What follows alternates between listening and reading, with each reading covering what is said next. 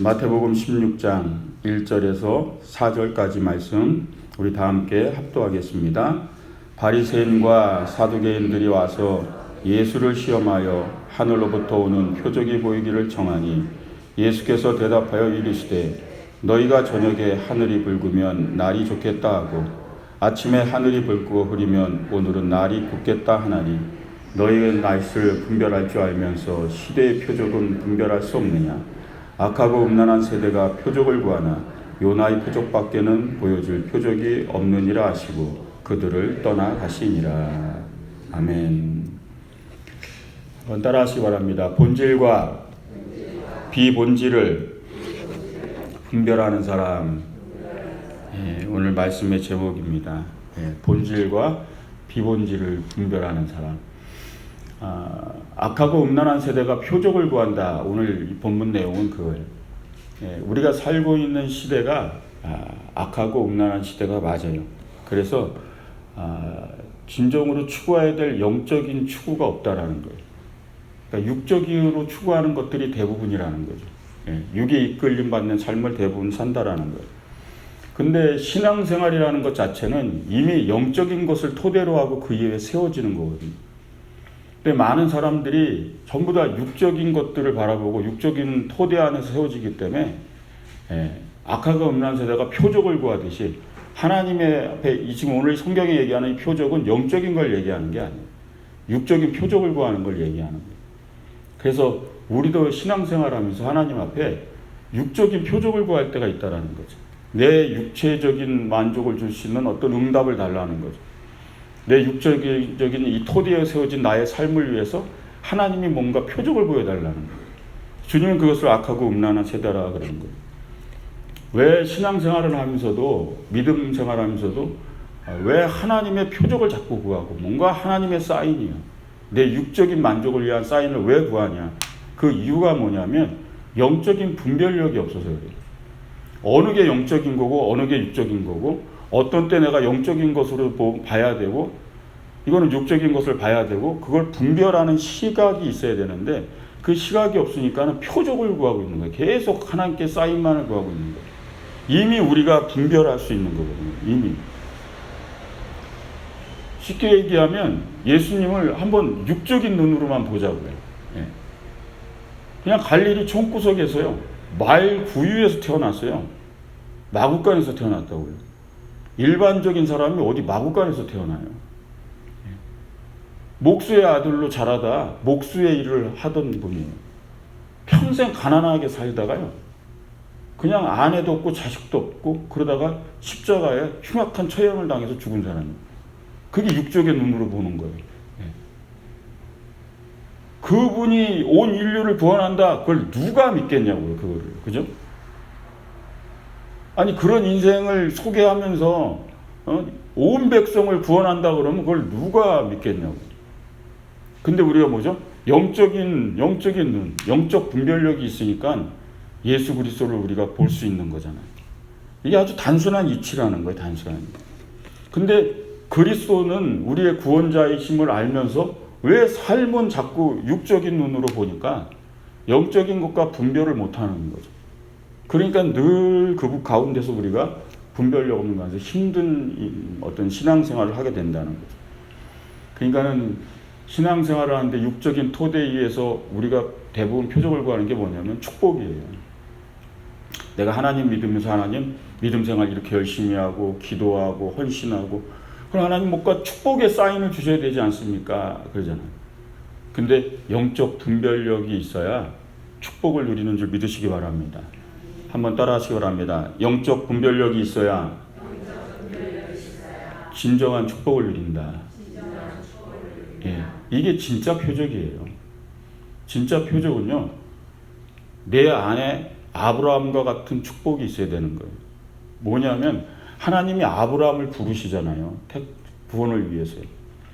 아브라함이 하나님께 부르심을 받고 나왔을 때 뭐라 그러냐면 본토 친척 아비 집을 떠나라 그래요. 그러면 아브라함이 영적 분별력이 있으니까 떠난 거예요. 육적인 사고와 생각을 가진 사람은 못 떠납니다. 어떻게 떠나요? 삶의 모든 기반을 버리고 어떻게 떠나요? 축복의 길이 아니죠. 그러니까 안 떠나요. 가면 죽을 수도 있고 망할 수도 있고 무슨 일을 당할지 모르고, 그러니까 축복의 길이 아니라고 생각하니까 안 떠나는 거예요. 근데 아브라함 뭐요? 영적 분별력이 있으니까 떠나는 거예요. 롯과 함께 가다가 롯과 아브라함이 재산이 많아져서 다투게 되죠. 그게 쉽게 얘기하면 영토 싸움이 일어난 거예요. 근데 아브라함이 롯에게 얘기하죠. 네가 가고 싶은 땅, 그러니까 너 먼저 네가 차지할 땅을 택하라. 그러니까 롯이 보니까 이 소알 땅, 소돔과 고모라의 그 기옥한 땅이 너무 좋은 거죠. 거기 사람들의 삶의 문화와 그 모든 것들이 좋아 보니까 그걸 택하는 거예요. 그리고 아브라함은 나머지 산지만을 그냥 가진 거예요. 롯이 갖고. 이게 영적 분별력이에요. 축복이요. 우리는 축복은 소돔과 고모라를 갖는 거예요. 그 땅을 내가 갖는 거예요. 가장 비옥한 땅이고 가장 사람들이 많이 좋고 뭐 좋은 땅이니까요. 그게 우린 축복이라고 생각하죠. 근데 뭐죠? 육적인 눈으로 영적 분별력이 없으니까 소돔과 고모라를 택한다는 거죠. 축복인 줄 알았는데 뭐죠? 멸망의 도시였어요. 멸망의 도시. 결국 롯은 아내가 소금기둥이 되고 겨우 자기만 구원받는 그런 아픔을 경험하고 말잖아요. 근데 아브라함은요. 다 양보하고 근데 결국 하나님이 아브라함에게 주신 축복대로 그 이름을 창답케 하고 아브라함이 복의 근원이 됐는 줄 믿으시기 바랍니다. 복의 근원이요. 진짜 축복자가 됐다고요. 네가 가는 곳은 다 복을 받을 것이다. 너로 인해서. 너 때문에 다 복을 받을 것이다. 너 때문에 롯이 구원을 얻고 너 때문에 수많은 사람들이 복을 얻을 것이다. 그 축복이 임한 거예요. 진정한 축복은 영적 분별력이 있어야 누리는 건 줄 믿으시기 바랍니다. 사인을 구하는 것이 아니에요. 표적을 구하는 것이 아니에요. 좀 나를 축복하는 좀 표적을 보여달라고. 이 롯과의 일을 해결하는 것만 보더라도 영적 분별력이 있는 사람들은 다툼이 없어요. 다툼이 일어날 상황이었죠. 이미 목자들은 싸움이 일어났고 이미 아브라함과 롯도 땅을 놓고 지금 영토의 전쟁을 일으킬 수밖에 없는 부로 인해서 영적 분별력이 있는 사람들은요 다투지 않아요. 평화의 길을 택하는 것. 그래서 복의 근원이고 축복의 사람인 아브라함인 걸 믿으시기 바랍니다. 근데 육적인 사고만 가진 사람은 이게 양보할 수가 없는 거죠. 내가 소돔과 고모라의 이 땅을요. 자기중심적이고 이기적이고 내 거는 내가 취해야 되고 그러니까 그것을 갖기 위해서는 뭐요? 전투를 불사하는 거죠. 영적 분별력이 없다는 거죠. 주님이 볼 때. 그게 진짜 축복이 아닌데. 삶의 평화가 임하는 것이 축복인 줄 믿으시기 바랍니다. 그래서 우리가 하나님의 앞에 신앙생활하면서요. 내 안에 늘 평안이 임하고 내가 하나님께 기도하면서 늘 주님의 은혜를 경험하며 산다면 그게 진정한 축복인 줄 믿으시기 바랍니다. 내가 그리스도가 보이고 말씀 속의 은혜를 경험하고 신앙생활 삶의 여정 속에 성령께서 동행하고 함께함을 느낄 수 있다면 그보다 더 귀한 표적은 없는 거예요. 이미 그보다 더 귀한 축복은 없는 거예요. 여러분 영적 분별력을 소유하시기를 주의 이름으로 축원드립니다.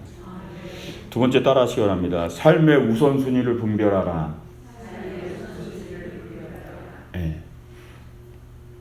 우리가 하나님 앞에 진정한 이 표적에 대한 부분이요. 어떤 사인이요. 그거는 삶의 우선순위가 정리되어 있으면 그거는 구할 것도 없는 거예요. 사실은. 이 사회가 보면 개인과 가정들이 모여서 사회를 구성하고 살잖아요. 근데 우리는 뭐죠? 교회에서 신앙생활도 하지만 세상에서도 살아요. 그죠? 내 일터에서 예수 믿지 않는 사람들과 예수 그리스도를 믿는 문화와 사상이 전혀 없는 사람들과 같이 함께 살고 지내는 거예요. 그러다 보면 우리 안에 뭐가 더 우선순위의 문제가 이게 흔들릴 때가 있는 거예요. 이게 주님의 일이 더 중요한지 세상의 일이 중요한지 이거는 하나님의 말씀대로 처리해야 되는 건지 아니면 이건 세상의 법대로 처리해야 되는 건지 그죠? 그런 게 많잖아요. 그죠? 그런 기로에 설 때가 있어요. 그래서 교회도 그런 어려움들을 많이 당하는 경우가 많아요. 이게 교회인데 교회의 법으로 처리해야 될지 세상의 법으로 처리해야 될지 교회의 문제를 세상의 사람들의 행동 양식으로 해결해야 될지 아니면 하나님의 행동 양식으로 해결될지. 예수님이 이런 시험을 받아요. 그 첫 번째가 뭐냐면 세금 문제예요. 바리새인들이 이런 부분을 가지고 와서 예수님을 곤란하게 만들어요. 왜냐하면 로마에다가 세금을 냈잖아요. 속국이니까요. 그죠? 세금을 내는데 그 왕이 가이사라고 불렀잖아요. 가이사에게 우리가 세금 내는 게 옳습니까? 그러고 질문 던진 거예요. 네. 그러면 예수님이 곤란하잖아요. 세금 내지 말라 그러면 로마를 거역하는 거라 붙잡아가면 돼요. 일부러 그런 좀 괴수를 가지고 모략을 가지고 질문을 던진 거죠. 바쳐야 된다 그러면 당신은 유대인으로서 가이사에게 세금 바치라 그런다고. 근데 그때 얘기하는 거죠. 동전을 가져와 봐라 그러고 그 동전에 그려져 있는 사람이 누구냐? 가이사입니다. 그러니까 가이사의 것은 가이사에게 드리고 하나님의 것은 하나님께 드려라 이런 얘기를 하죠. 우리가 알고 있는 세상엔 국가가 있고 국가의 체제가 있고 제도와 법이 있어요. 우리가 그 틀 안에서 사는 거죠. 그래서 그 틀의 제도와 규범을 따르며 사는 거죠.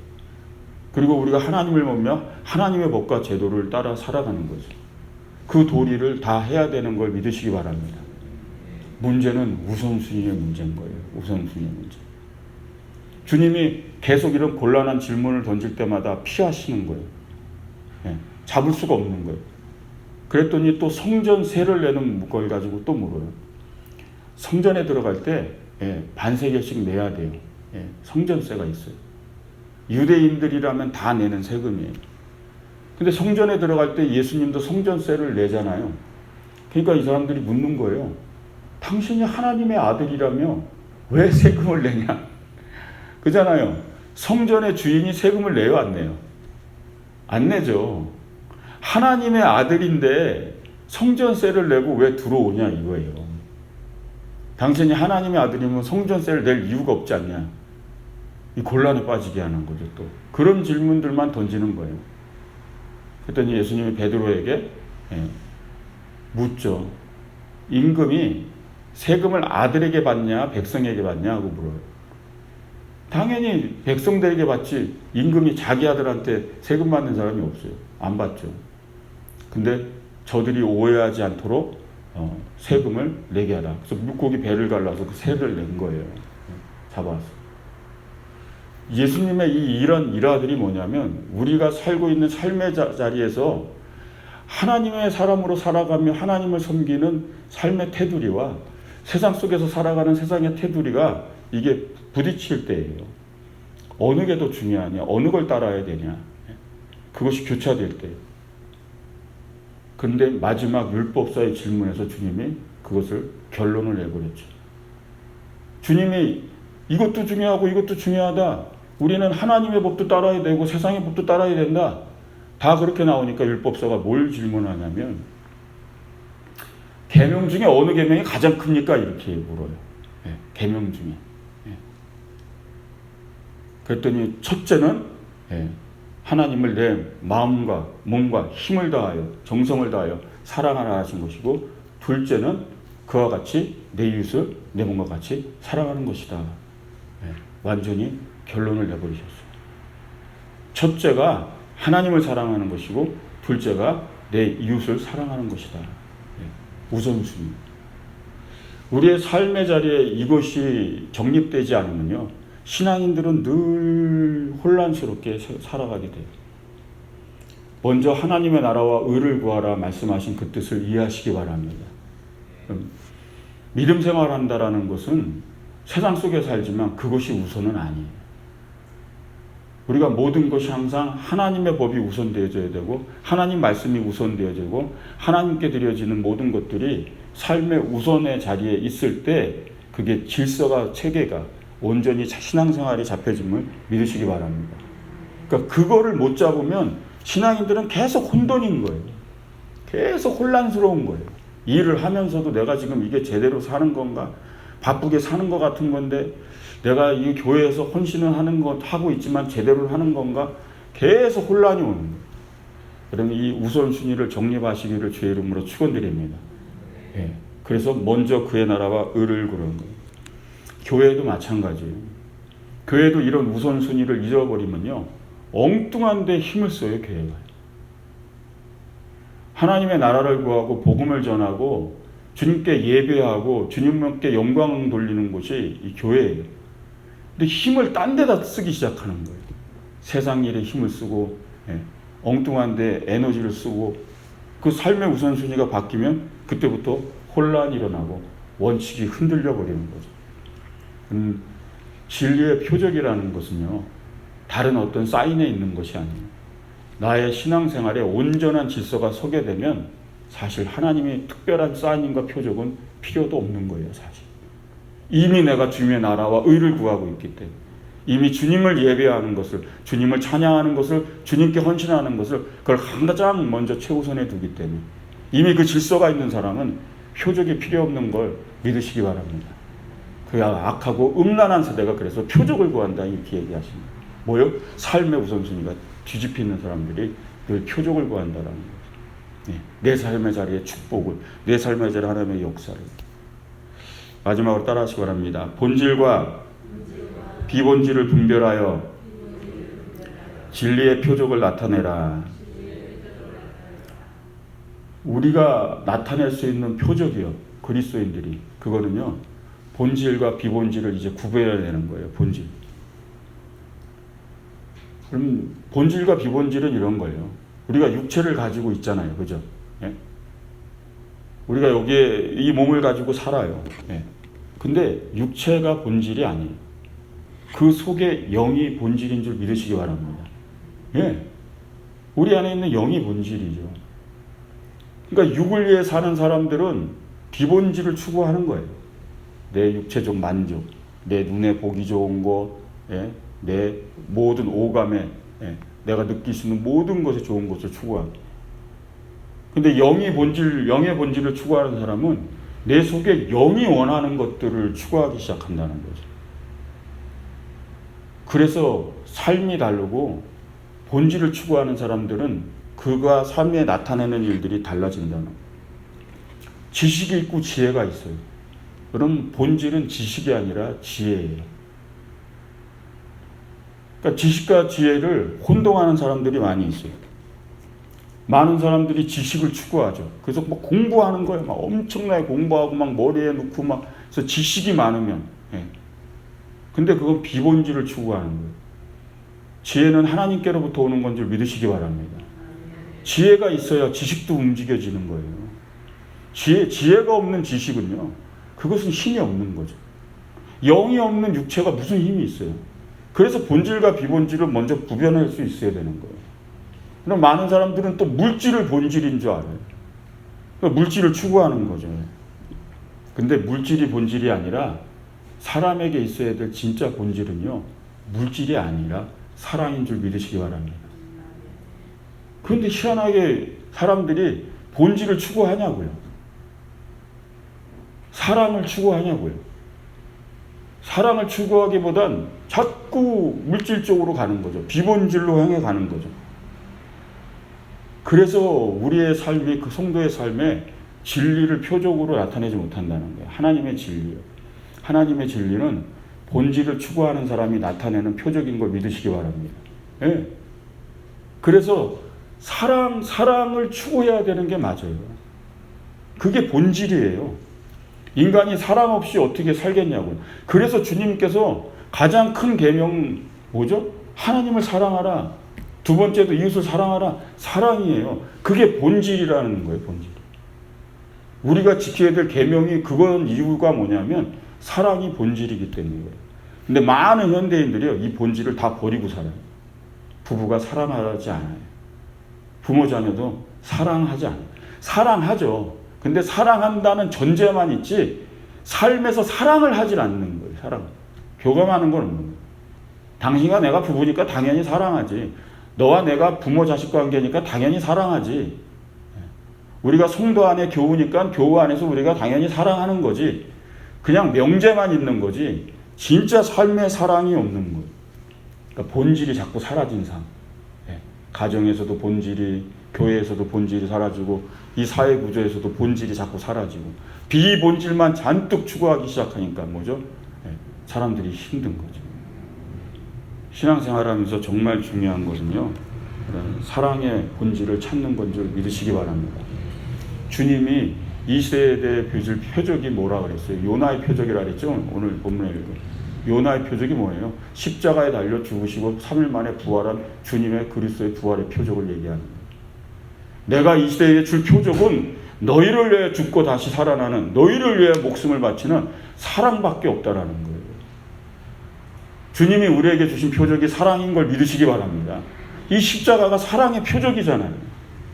근데 약하고 음란한 세대가 무슨 표적을 교회에 와서 구하고 무슨 표적을 하나님께 지금 구하고 있냐는 거예요.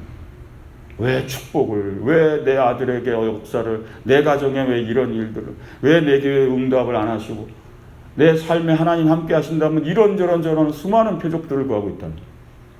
내가 보일 표적은 사랑밖에 없느니라 그러십니다. 사랑. 우리가 보일 표적 역시 사랑인 걸 믿으시기 바랍니다. 아멘? 네. 진리의 성도들은 이 표적을 나타내는 것밖에 없는 거예요. 여러분 사랑하며 사시기를 주님의 이름으로 축원드립니다. 오늘 본질과 비본질 얘기했어요. 새벽 시간에 듣기는 조금 무거운 얘기지만 쉽게 생각하면 간단한 거예요. 육체가 본질이 아니에요. 영이 본질이에요. 영 없는 이 육체 껍데기가 무슨 그게 힘이 있어요. 그건 비본질이에요. 마찬가지예요. 물질은 본질이 아니에요.